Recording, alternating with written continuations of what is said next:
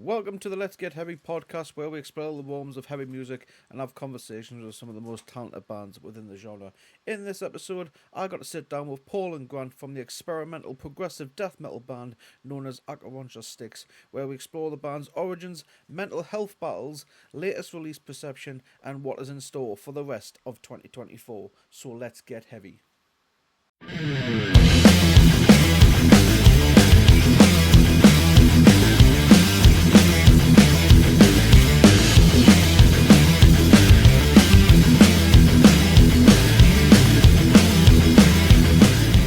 Paul, Grant, I'm Stevie, also known as Beardbo on the old social medias and Twitch and YouTube and all that. And welcome to our little slice of the internet known as Get Heavy UK. Awesome. I really do appreciate you being here. So, basically, the reason why we're here is because we want to know more about this band of yours. And I'm hoping I'm saying the name correctly. Is it Acherontia Styx? Correct. Excellent, buzzing. Because I'm terrible at pronunciations, unfortunately. But I'm glad I got that one right. Yeah, one for me. So, kind of let's start back at the beginning for you guys. How did Acherontia Styx come to be? Paul, do you want to go? You're the keeper of the knowledge when it comes to that, I think. Let's see. I'm old and my memory's a bit faded. I think we started off. We kind of formed as a death metal band in Sunderland when I owned a bar over there. We only got about maybe 10 practices deep, and I had a really bad accident. I fucking fell off a fire escape. I spiral fractured my arm. I couldn't play bass or basically do fucking anything. So I left, and then Paul kept going, and it evolved into Acherontia Styx, and then imploded, basically, didn't it, mate? Yeah, it imploded, and nothing really happened for a long time. We sort of everyone drifted apart, and I think it was around sort of 2016, 2017. I had the weird notion to do some music, and initially, actually started my own solo project first. I kicked that off. But then Grant and I randomly bumped into each other in the street. It was in Greenside. And we said, "Oh yeah, it would be great to do some music." And I was like, explained that I'd already kicked off my solo project. I was like, "Yeah, maybe we should get the band back together, as it were." And that was sort of what 2017, I would say that was towards the back end of 2017. So you guys have been gone for some time then. Yeah. Well, I mean, we're in a kind of a state of hiatus for a long time, but yeah, we initially did start way back. It just unfortunately didn't come to fruition until much later. But best things come to those who wait, I suppose. Yeah, of course. Personal lives get in the way. Work, I can imagine. The whole COVID was a bit of a pain in the backside as well. Indeed. Unless that helped, being isolated and helped reignite the flame. Not much to do, of course. Yeah, I think it did just to some extent. I mean, I suppose the isolation did push. It did push my thoughts into a bit of a dark place, which did help lyric writing. From my point of view, it did give me a lot of time to play guitar. Because for a while I was I'm still working from home now. The company I work for decided they're going to continue with the home office. But until they got everything set up, we had a few weeks where there was just nothing happening. So it was like, bored, locked in the house. What am I going to do? I'm going to play guitar. So I managed to get the old athletic hands working again. And riff started to flow. And because you released an album in the COVID times, didn't you, in 2020, which was Shadow and Flame, is that right? Yeah, that's right. Yeah. And was that written through COVID, or did you have that already kind of started before? It kind of started writing before. Me and Paul had put a couple of tracks together, and then Adam came in, who's not with us tonight. And we got, another 2 tracks out before lockdown. as like kind of single releases and what have you. And while we were all cooped up, we just kind of thought, well, let's get the rest of it done. You know what I mean? A lot of what we do, because of lives and kids and, you know, being crazy old bastards and that kind of stuff, is us bouncing stuff via email back and forward. You know, what do you think of this drum track? What do you think of this guitar track and what have you? And I guess that method of doing things was built for lockdown. Yeah. A little bit. We were already communicating a lot like that, so it didn't really affect our writing process too badly. Next one. So, can you tell us about the creative force behind the band's name? What symbolism or meaning does Acherontia Styx hold for you? I would. It was kind of a crazy idea by probably me, I would say. I'm a massive fan of Silence of the Lambs. Simple as.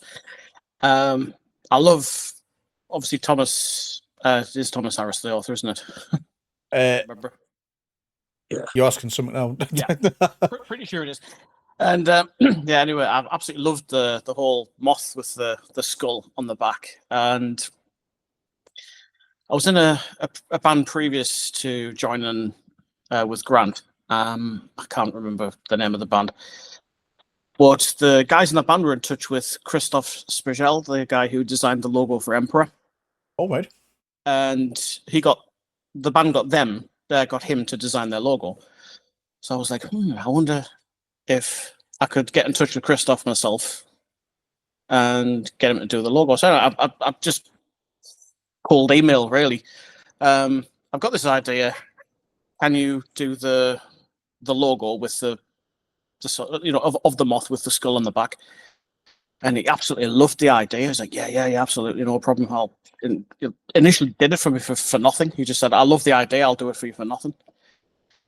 He sent it through, and it was absolutely breathtaking. I absolutely adored it straight away. So that's kind of how the logo came about, and the name is just purely because I love Silence of the Lambs. Nice one. And it's not a traditional type of moth, is it? Or I think, is it a hawk moth or something? I believe that. Yes, the oh god, it's the giant death head hawk moth or something like that. It is, yeah. Mm-hmm. Any songs relating to the moth, or like you go? There is quite a few on the first EP. Yeah, we've got Lecter, obviously named after Hannibal Lecter. We've got Eyes of Glass, which refers to the story of Francis Dolarhyde. And we have on Shadow and Flame, we've got Dressed in You, which is kind of thematically goes with the Buffalo Bill story. Right, nice. So there is a little bit of Thomas Harris in there. It may not be the last one, I don't know. It's been kind of a theme with me, even when I wasn't doing the Styx stuff as well. The one that Paul mentioned there, Dressed in You. I'd written that for a band that I was in with Adam about 12 years ago. And I watched Silence of the Lambs, and then I watched Martyrs. And that whole thing at the end of Martyrs where they're skinning them alive and like they're still holding on. I just thought that'd be a cool thing for Buffalo Bill to do. If, like, you know, he could kind of put the skin on and make his victim watch. Not maybe cool, but definitely macabre. And we were going for ridiculous and gory at the time, so it was like, yeah, the sickest idea possible. I think you won there. To be fair, can you really get more? Can you really get more metal than that? Don't think so. I'll fucking try. I was just about to say, don't poke the bear. I suppose. I'm sure there's ways to get more gnarly if you think about it. Yeah, man. So you've just released a new song, Perception, as well. A couple of days ago, in fact. So it seems to be generating a little bit of buzz. Unfortunately, I wasn't able to feature it on my Twitch stream the other night, but hopefully on tomorrow's night stream, I'll be featuring it. Can you share some insights into the creative process behind this new song? I mean, riffs-wise, initially Adam came forward with the guitar and the drum beat, and you know, when Adam writes, it's like he goes virtuoso. You know what I mean? He'll just come forward with this fucking beautiful mellow death masterpiece and go, what do you guys think of this? And then, there'll be a little bit of talk about lengthening and shortening and all of that kind of thing. It was literally just some of his fucking guitar genius coming in with the basic framework of the song. And then Paul got a hold of it and put all of these little dreamy synths over the top of it. And then it kind of got handed to me to go, what kind of shit can I shout over this? So I wrote some shit and I shouted it really loudly and we released it. Works, mate. It works. I've listened to it quite a few times today, and it is an absolute banger. Great, fantastic job, man. So what are the lyrical themes behind this song? It's pretty much about people that kind of screw with your head. You know what I mean? People that lie to you, people that kind of emotionally manipulate you. And, there's a lot of that kind of feeling going on in it. People that will try and break you down mentally as opposed to just being upfront about it. It's kind of, it sounds a little bit Facebook drama queen, but the snakes, if you will. Now put snakes here, babe. Unfortunately, there's too much of that crap in YouTube, not by just in social media in general, to be fair. You're both probably seen it yourselves, so yeah. Mate, so I can imagine that's quite a personal song for yourself, Grant, is it? Yeah, I mean, there's personal elements in there. You know what I mean? I'm not a young guy. I've been around the block a few fucking times. I've been a bad person and I've been on the receiving end of bad people. So there's bits of personal in there, but I'm quite good at musing off stuff as well. Like, mentioned before, songs about Hannibal Lecter and Francis Dollarhide and what have you. Not everything that I write lyrically necessarily comes from the depths of my soul. This one, I would say, more than some of the other stuff that I've written, because I haven't actually skinned a woman and danced around in front of her with her skin on yet. Early days. Out's possible. Possible. Yeah, there are some bad experiences in my life that have kind of bubbled up to the surface with this song, but it's part of what art is, you know what I mean? There needs to be catharsis of the shit that pisses you off in life and shit that's happened to you. So yeah, there's a good bit of me in there. And screaming your lungs down a microphone, what's more cathartic than that, Do you know what I mean? I can imagine that just is just an absolute weight lifted off you once you've done a song, especially live in person. Yeah. So musically, Perception seems to showcase some new dimensions to Acherontia Styx sound. Was it a conscious decision to explore new territory with the single, or did you evolve organically? I'm not really sure on that one. I mean, musically, we do sort of shift roles about a little bit. So sometimes I think I'm down listed as generally doing the bass, but that's not always the case. Sometimes I do guitar riffs. Sometimes I am a massive synth head. I love like old analog synthesizers. I've got like it looks like Darth Vader's bathroom. I absolutely just love tinkering with old synths. I'm a massive fan of a band called Tangerine Dream. So I really just messing around. I thought, this sequence goes beautifully with that riff. I just dropped it in and then sent it to the guys, and it was just like, yeah, that sounds cool. I don't think there's any sort of conscious, organic evolution. It just kind of happens. Just whatever you just feel like it. Just a daft experiment, really, and it works. Gamble paid off. So we've been pretty experimental from the off. Even on the first EP, Your Possible Past, we've got Paul singing clean on there. There's that lovely resonator guitar to the title track, and we're fucking all over the place on Shadow and Flame. Quite frankly, there's no consistency in genre, and I think that speaks from like multiple influences across what Paul likes in music, what I love in music, what Adam loves in music. And we're all quite chaotic in our tastes sometimes as well, but chaotic, eclectic. I think you'll find us listening to some weird fucking shit, so it all bleeds in to what we do. Like, oh, I'm in a death metal mood, or I'm in a blues mood, or I'm in a show tunes mood. Shame of post death. What did we call that? The riff may be for Shredmas or Yeah, something like that's that. right. Yeah, Or put the lyrics down on it because it's got that. It sounds like so upbeat, like it'd be in a death metal musical. It's fucking. We just do what we want, man. yeah. I absolutely love that. That is absolutely brilliant. Copyright that shit, mate. Before someone nicks it.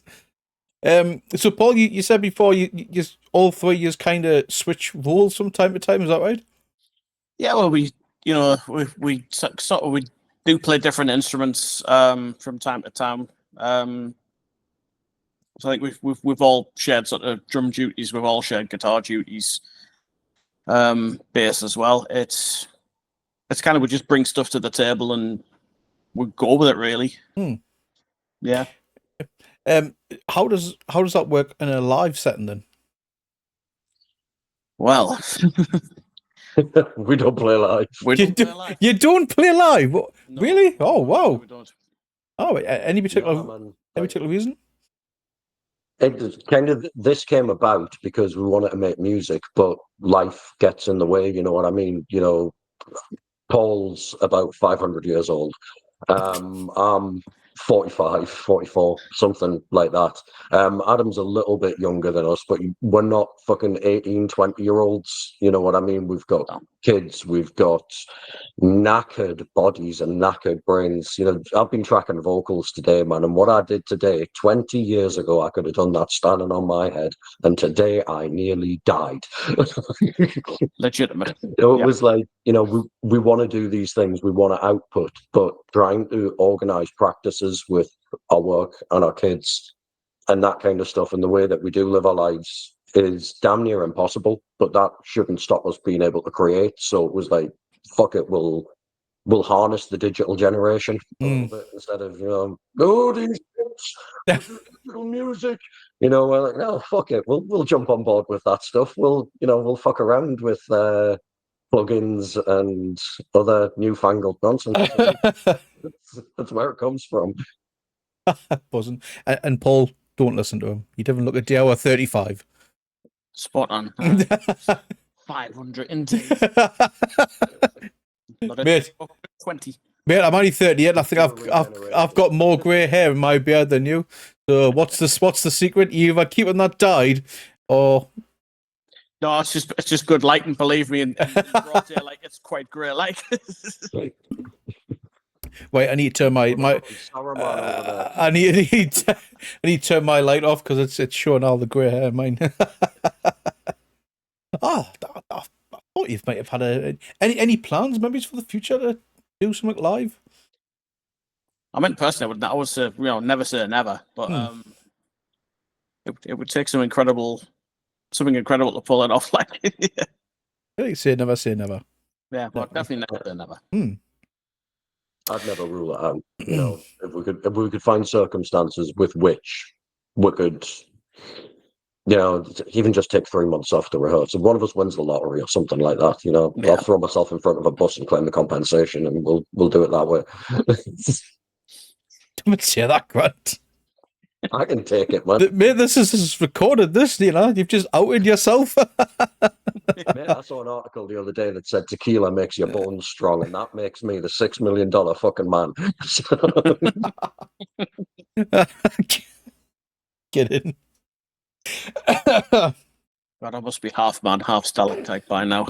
Oh, I don't know what alcohol tastes like anymore. It's been 165 days. I haven't had an alcoholic drink, so. Well done, mate. Yeah, man. Really well done. All this year, just decided to try to lose a bit of weight. To be fair, it's not working. But anyway, moving on. Anyway, mate. So it's been a while since the blistering 2020 release of Shadow and Flame. Are there any plans for a follow-up album in the works?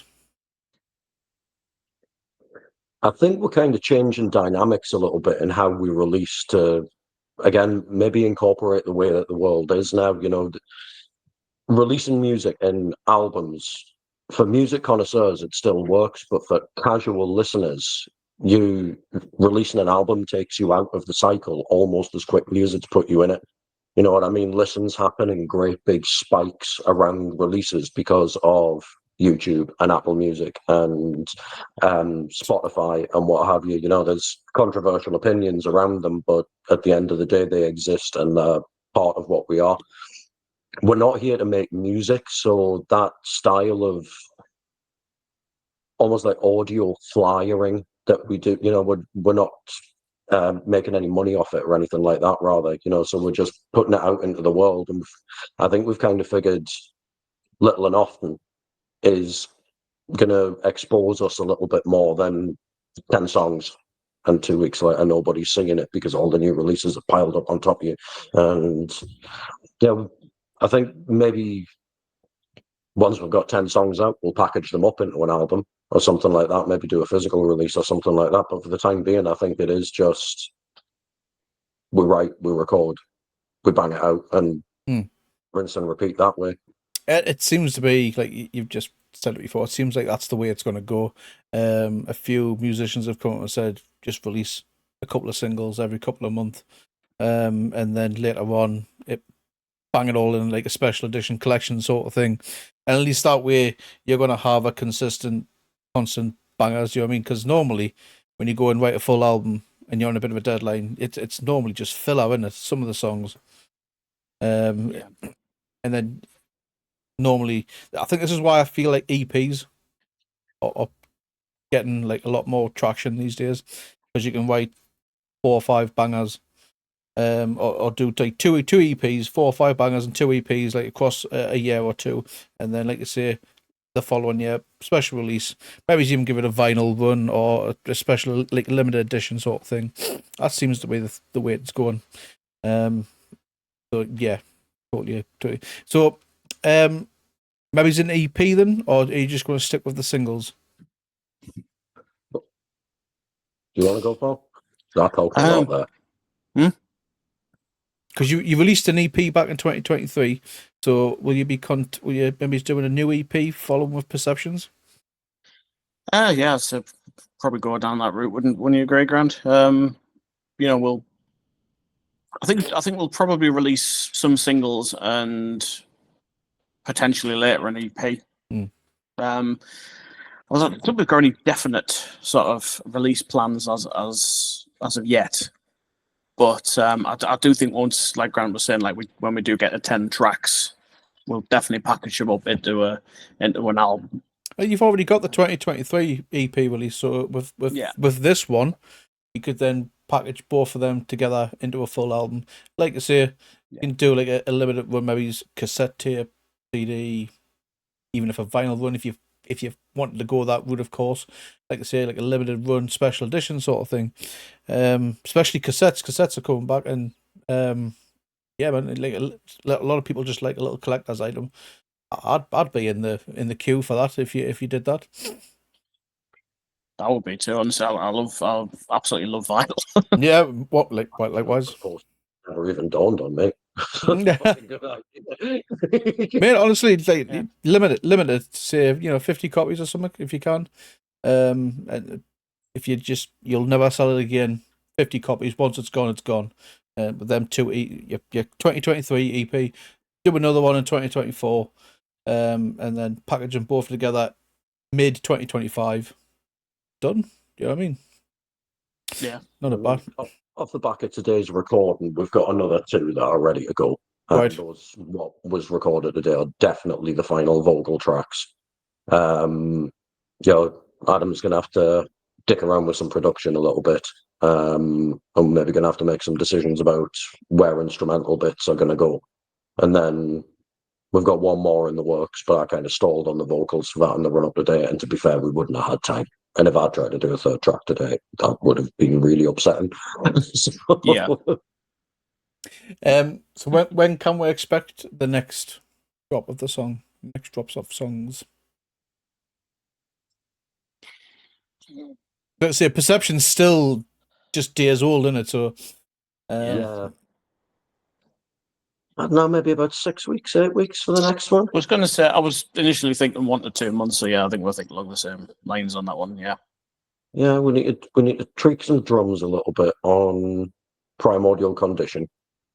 Also, is that going to be do his business on it? Will that be the next song, Primordial Condition? I've got no problems talking about the next song titles. One of them is kind of a working title, but yeah, there's Divine Primordial Condition, Sick name. which is a bit of it's what the ancient Greeks used to refer to as the waters of chaos before creation. And the concept of chaos fascinates me because I'm a very chaotic person. I don't plan ahead. I don't keep a diary or a calendar or anything like that. Whatever's in front of me is what I'm facing. So it's kind of, that one's quite an introspective one. And then we've got You Matter, which is, it's about as love songy as a death metal song could be, maybe, in the subject matter. It's definitely empowering.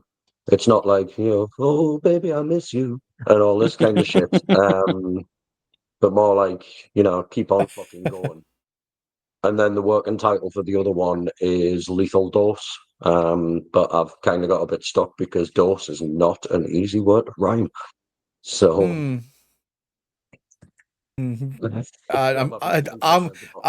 drawing up a blank as well, to be fair.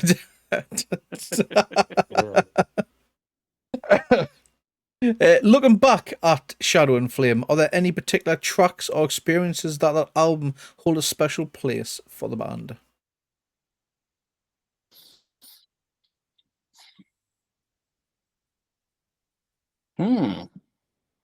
He's got his thinking face on. So I think Black and Serenade for me is probably my biggest standout for the album as a whole. There's bits of that album where I think there's a better solo than Black and Serenade, or maybe even a better riff, or even better vocals and better lyrics pieced about. But as far as one complete song that's about 50% soul bear and about 50% inspiration that I got from watching the first season of You. Try and figure that one out. It's just, I think, start to finish, like an absolute banger in every sense of it. The drums are on point, the guitar is on point, and it doesn't stop being an amazing track at any point. I don't think any of the other tracks stop being an amazing track, but I hope you get where I'm coming from here. It's just all of it in one go seems greater than the sum of its parts. Yeah, I'll follow you. What about yourself, Paul? Did you have a little think? For me, I would say it's always going to be Dressed in You. There's just something about that track. Normally I listen to a lot of black metal, but when I listen to death metal, I like the old school stuff, and for me, that is just old school guts and gore, and it's great. And that just the riffs all the way through are fantastic. The lyrics are fantastic. I absolutely love that track. To be honest, because I really wasn't involved in the writing process of that, I kind of listened to that one maybe more as like how a fan would listen to it. But kind of just like, God, that's class. I wish I'd written that. You see, I'll speak on Adam's behalf here, because I know whenever we're on a group call, this song always comes up as well. I know As Above, So Below is one of Adam's big high points in relation to the riffs that he put together and that kind of stuff. In much the same way, I listen to that kind of as a fan because Paul does the lead vocal on it. I had nothing to do with the music writing on it whatsoever. I provided some backing vocals, and that was about it.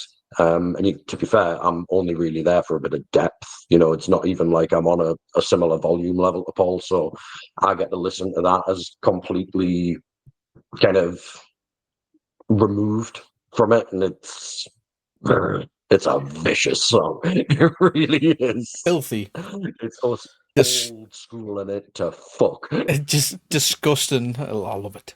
Absolutely love it. So, was there any challenges in the writing process for the album? And if there was, how did you overcome them? Ourselves. Yeah. I've talked about difficulties and that kind of stuff before. I'm not going to speak for anybody else in the band, but my mental health goes up and down like a goddamn yo-yo, man. It's not just being pinned in the house like we were in COVID, but in general, it's I struggle with myself. Sometimes I doubt my abilities compared to these guys. Sometimes you get crazy shit going through your head, like, oh, both of them haters or something ridiculous like that. And fighting against your own emotions and that kind of stuff, I think, is probably the biggest challenge that I face within it. Is trying to keep my head up when you feel like you're drowning. Wow. Can I just say, Grant, it's not easy to admit these sort of things. So big love to you. That, like I say, that cannot be easy to say. And we are a big mental health advocate here. So I honestly, mate, that kind of big love enough to him, and that's absolutely heartwarming, man. I appreciate that, man. Yeah, man. Honestly, fantastic. Yourself, Paul, though, did you any challenges for yourself? On a similar note, again, I mean, just speaking from my own mental health point of view, I struggle massively with confidence and have done pretty much my entire life. For me to even release something was a big step. But then when I'm doing my solo stuff, I feel like I'm responsible for my own stuff, and the pressure feels off. But when I'm showcasing stuff for the guys, and I almost feel like I don't let other people hear it because it might not be good enough. They might think it's shit. I mean, that's just my own mind playing its evil trickery on me. But it's a difficult thing to overcome. I think I'll write a lyric line, or I'll write a riff and go, yeah, they're probably going to think this is shit. Maybe I just shouldn't bother. But then I kind of go, no, this this is not how it works. So yeah, it is a difficult thing to sort of to overcome. The anxiety you guys must go through before like writing the song, thinking, oh, I like this, blah blah blah. Do you know what I mean? That must be an absolute head fuck. How do you get past that? Because I mean, I'm not in a band. I'm not a musician or anything like that. I play a little bass, but I feel it's similar to yourselves when doing these. Releasing it on YouTube, is people gonna like it? How many people is gonna slate me interview skills, or is anyone even gonna watch it? Do you know what I mean? So, but how do you guys overcome it? I would say together. It's weird. We come together, and when we talk. It's one thing we've always said. There's no pressure. There's no egos either, and that's I can say that honestly from the guys in the band. There's literally no egos. Nobody goes, oh yeah, my riffs are amazing. You're not doing that, or we just we always communicate. We might have periods where we go quiet because life gets us on top of us sometimes, so we might need to take a little step back and have a breather. But we always come back together, and we always talk it through together. And I think that united front that we have together, really, yeah, I think that's how we overcome stuff. I mean, honestly, testament to the guys in the band. I wish Adam was here in the interview today, but Grant will testify to this. I would say 2 or 3 years ago, you'd be lucky if you got me to speak a word in an interview. Oh, really? Yeah. Yeah. Yeah. And these guys have helped me probably more than I've ever said, but it's true. Wow. Yeah. Again, to yourself and Paul, honestly, to overcome that's quite an achievement in yourself. Like I say, that cannot be easy neither. So honestly, mate, one, thank you very much for agreeing to do this, and two, just honestly, the pair of yous just keep doing what you're doing, because you're doing absolutely a fantastic job. So cheers, Brad. It's no worries. So let's we'll look into the future. What's in store for 2024? We're already halfway through the year. What does the rest of the year hold for Acherontia Styx? Are there any upcoming? Well, we already said that you're doing tour. So, are there any exciting projects you can share with the fans? Yeah, well, I think we kind of touched on it already because we mentioned that I've been cracking vocals today. So there's 2 new tracks that are done and dusted. There's 1 new track where riffs, drums, all of the musical side of it, as far as the backbone of the music is concerned, is there. Paul's got some twinkly, synthy type magic to do with a few of these tracks because there's no synth on there, and that's where that motherfucker's talent really, really lies. Not that he's not an amazing guitarist, but the shit that he does with these weird keyboards and theremins and all that kind of bollocks, I don't understand it, but it's fucking wonderful. From there, if riffs come forth, then I'll shout over them and we'll release them. You know what I mean? One of the things about the most recent recording thing, Paul said that we all kind of switch roles. That was kind of a half-truth. Up until recently, I used to play bass in bands, but I haven't picked up a bass in anger in about 15 years. And when I did, I was getting very frustrated at the fact that I couldn't play the way that I did when I was a 20-something. But one of the new tracks, I've written a couple of the riffs for it, and I've played bass on this as well. So it's kind of me meandering my way back into the musical landscape instead of just being a unruly mouthpiece, shall we say. I hear you.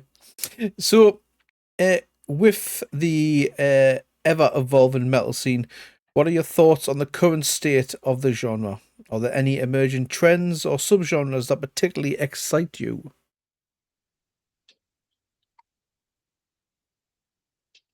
I mean, I'm not really one for genres. It's a very brief Mike Patton quote, but his quote of "fuck genres" is something that I kind of live by in relation to how I absorb not just music and art. I think because my musical taste is so broad, like there's nothing really in music that worries me. It's art, and art is subjective. You know what I mean? There's going to be people that like it, and there's going to be people that don't like it. I quite like the fact that we're kind of steering into a 90s revival a little bit, because that's when me and Paul were in our prime. You know what I mean? The late 90s and early 2000s. I was just a Ben. Sorry. I hope that doesn't make us feel old, guys. I was just a Ben. It was a transformative time for music, the way that, I mentioned Patton before, Faith No More were crossing genres, Chili's were crossing genres, Primus were crossing genres. Anthrax? Oh no, that was late 80s, wasn't it, with Bring the Noise? Yeah, but their mid-90s album, because they didn't have what's his name singing for them anymore, went very, very new metal. Everybody kind of started experimenting with different shit and what have you. And if the 90s is going to make a revival, I want the experimental nature of what music was in the 90s to make a revival, because we're weird and experimental as fuck, and that'll suit us down to the ground. Cool. So, as a couple of bonus questions, as a metal band, what message do you hope to leave with your listeners? Does your music aim to invoke emotions, challenge perspectives, or simply deliver a head-banging good time? Yeah, I'm all 3 of those. all 3, the above, all the above, Yeah. Yeah, I think if we can get people's heads nodding in time with the music, that's great. And definitely read the lyrics. They're very thought provoking, which I think is amazing. Definitely makes you think. Yeah, I love that sort of stuff. Definitely, because you take your own sort of when you read it, you'll take your own ideas sort of thing from it. Do you know what I mean? But what you might interpret if I as a listener, for me, I could think of something different. You know what I mean? Yeah. So definitely, I love that sort of stuff. I just want to be careful about that kind of stuff, though, because you got that dude that wrote Red Catcher in the Rye and went and killed John Lennon and fucking Ramirez and what have you. If you're listening to Acherontia Styx, don't murder lots of people. That's not the message, okay? Don't murder people. Don't rape people. Don't be a dick to people. That's not what we're saying. We're not saying it. Words to live by, people. Listen to Grant, right? Yes. Yeah. Covering With that saying be fucking nice date to right people. there. Yes. Be nice to people. It's just a way to. better. It's just a way to vent, people. Don't take it literal. Yes. If Listen to the kind of music that the guy that tried to shoot Ronald Reagan listened to. Listen to that music and don't shoot people. what was he listening to? Bit before my time. He tried to shoot Ronald Reagan, and Ronald Reagan was a cunt, so that's all right by me. I was gonna say, what was he listening to? Was it like Chicago or something? Yeah, something like that. Played it backwards. Little Nicky, that's how. Yeah, exactly. So both of you has been movie fans with Silence of the Lambs. So metal movie Mishaps. If your music was chosen for a major Hollywood action movie montage, but in the most hilarious, inappropriate way, think power ballad for a monster truck rally, which scene would you want it to be in and why? On a blank. Had a bit. Sounds like it could belong in a horror movie, but what horror movie?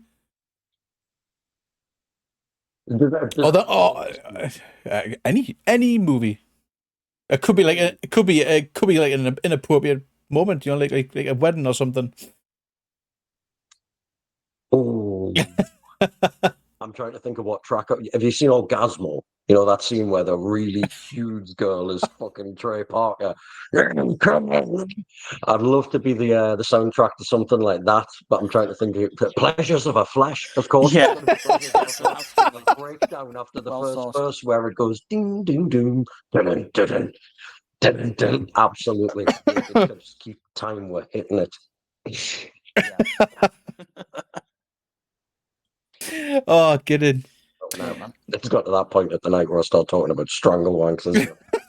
Yeah. We haven't been there for a while, have we? You know, we haven't been at that level of. I'm sorry. I did try and say it earlier on, so it might be worth one later. I didn't make a good job of New Sensation Potato. I really, really didn't. Maybe you should have had one of those, and it might have helped. I don't know. Might toughen me throat up a bit. Sorry, I wasn't ready for that. Sorry, mate. That's all right, mate. I don't often think before I speak. It's a disability. You have no idea. This is normal for a Get Heavy UK interview, to be fair. So I wouldn't worry about it. Oh, we've had all sorts on these interviews. I don't know worse. That seems like a challenge. I think I need to get you and Case from Halberd in the same room together. I think I'd be cancelled. I'm down for that. Oh, get it. If you were tasked with writing a lullaby to soothe a grumpy demon baby, what would the lyrics be like?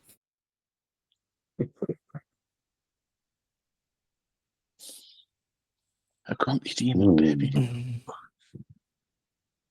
Putting you on the spot here, Grant. Yeah. I would have to do it in like lounge style. Lounge. Nice. Yeah. Go to sleep, little demon. Well, with like an elevator music type sound and like melody in the background. You're talking about it being a lullaby and a demon, and automatically I'm just trying to rhyme demon with semen, realizing it's a lullaby for a baby and going, you don't rhyme those two words in that context. Ever. Yes, that's true. And I've kind of got writer's block off it as a result now. What else rhymes with demon that isn't semen? Fucking hell. Right, this is the last time that you'll see Acherontia Styx, boys and girls. I was going to say, I reckon we're going to get vaulted, like. And answers in the comments. All right.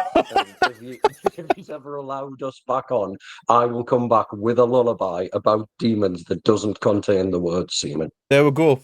There we go. Leave those comments, please, for Grant, so that we need to hear that song. Yeah, official B-side. The official, yes. It will be on the collector's edition of the full album when it's released. I could use creaming, but that's even worse. Oh my god. Oh god. Oh, down the dark decades we go. Jesus. Work in progress. Moving swiftly on. We all know music is fierce, but what's the funniest thing that's happened to you guys while recording vocals in the studio? I've vomited before. Oh, really? More than once. Yeah. Not just with Styx, like in general. I absolutely fucking flog it when I'm recording vocals. There's no low volume with me. It's all 110%. I've passed out before as well. I'll come close to passing out. I didn't like hit the deck and what have you, but I ended up like down on my hands and knees. I've never pooed myself, thankfully, but yes, I have vomited. Thank you for your candor. What about you? Not doing not vocals, but the funniest thing ever happened in a practice room. I'm not going to mention any names because I think the person involved should just remain anonymous. But we're doing a practice, and the band I was in, the other guitarist and myself had wrote this really weird off-time riff. And we're trying to get the drummer to come up with a beat for it. And he just couldn't get it. So the other guitarist hopped on the kit, said, right, you want to do it like this? And just did it first time. So the drummer jumped on, couldn't do it. So the guitarist jumped back on. It's like this. Drummer jumped on, still couldn't get it. And then he was trying to get it, you could see him getting himself more and more mad. And he started drumming faster and faster and faster. You know, the double kicks. I was surprised the pedals weren't like sort of sparks coming off the pedals. It was absolutely insane the speed he was playing at. He then just stands up, chucks over the kit, hoofs the floor tom, which sailed over the air, narrowly missing myself, and then he stormed out the practice room. We all stood there like, oh, okay. And then we noticed that his trainer was next to the floor tom. So we'll give him 10 minutes. Obviously, about the time we took the smoke a tab, come back in. Sorry, lads, just come back from your shoe, like. We stood outside having a tab with no shoe on. Yeah, it was pretty funny.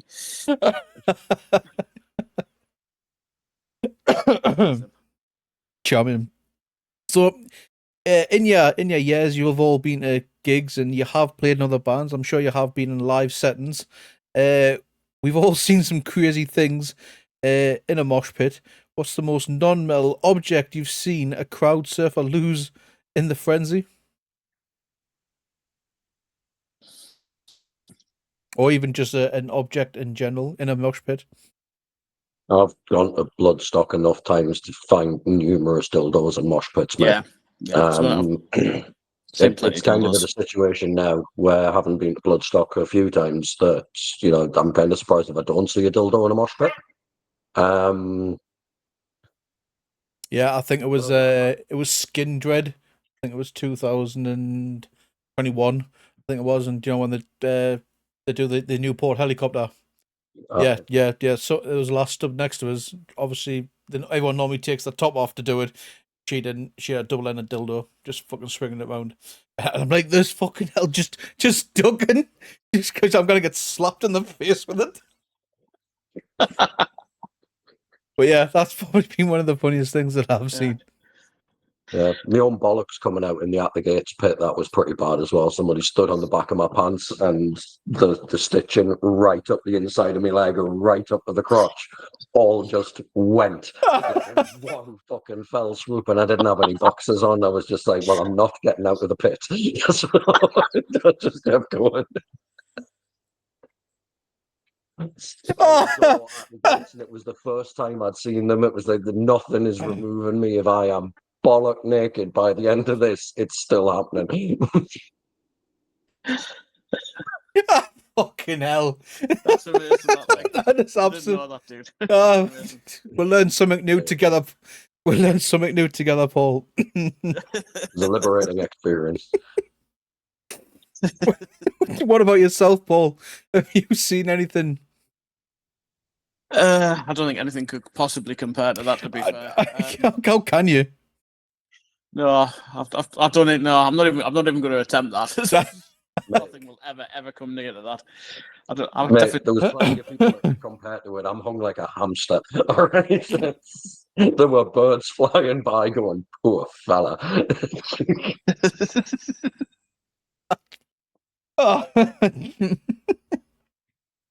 Oh, I'm gonna have a heart attack. Oh dear me. Moving on again. Some fan fiction face off. You're both in a pub. Imagine two super fans arguing over the meaning of a lyric in one of your songs. What's the most ridiculous misinterpretation you can imagine?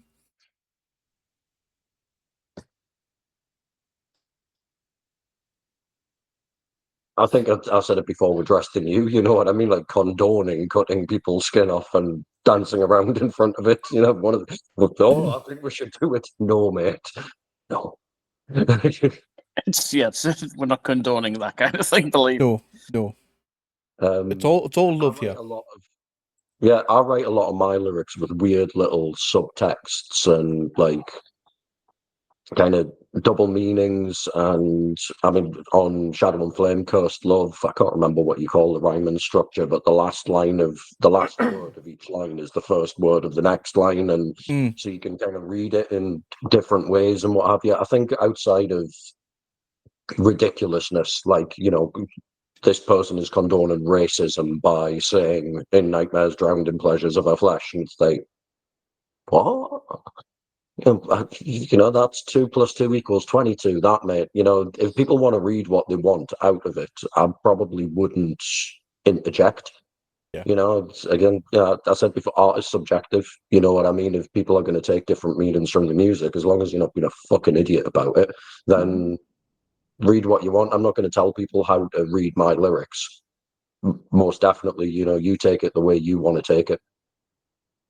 Like anal. And strangle wanks. You weren't getting there.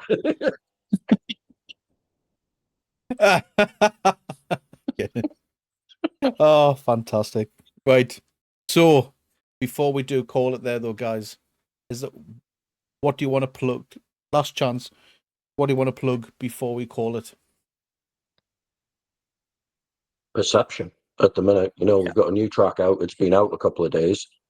The riffs are absolutely almighty.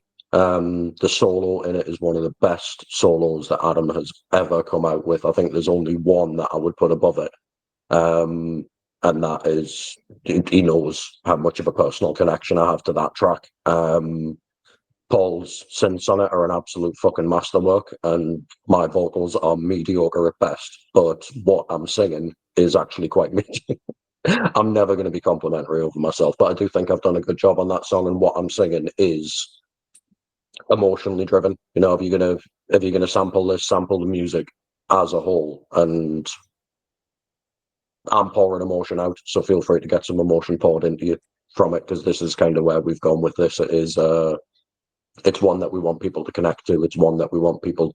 I'd rather one person loved this song than a million people listened to it and thought, yeah, it's all right. You know what I mean? It's at least from the vocal and the lyrical perspectives. Listen to it. Everybody listen to it. Yeah. Excellent. 100%. And you can also find Acherontia Styx on Facebook, Instagram. Links will be in the description, of course, as well. And you can also catch Grant over on the Brutally Delicious podcast. Big shout out to those guys. And Paul, Grant, thank you very much for your time this evening. I've thoroughly had a laugh. It's been insightful. And I will leave you with this. The rules of the pit are the rules for life. When someone falls, we pick them up. Indeed we do. Thank you very much, guys. Big love to you all. Fantastic. Thank you very much.